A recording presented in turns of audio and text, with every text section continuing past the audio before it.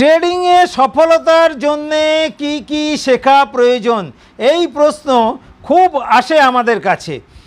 শুরুতেই জানাই আমি সেবি রেজিস্টার পরামর্শদাতা নই। আপনার অর্থ কোথায় বিনিয়োগ করতে হবে তার কোনো পরামর্শ কিন্তু আমি দিই না। যারা আমার ভিডিও দেখেন তারা সকলেই জানেন আমি দীর্ঘ অভিজ্ঞতা সম্পন্ন একজন ফুল টাইম ট্রেডার।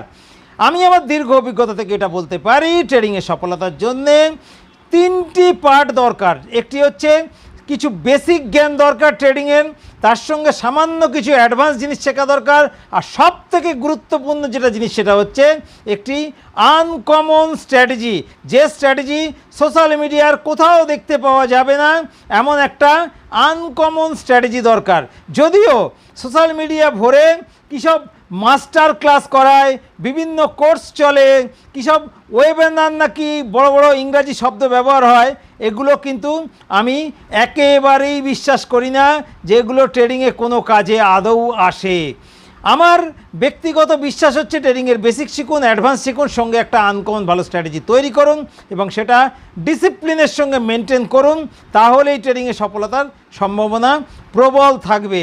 সুস্থ থাকুন, ভালো থাকুন, ধন্যবাদ, আবার দেখা হবে।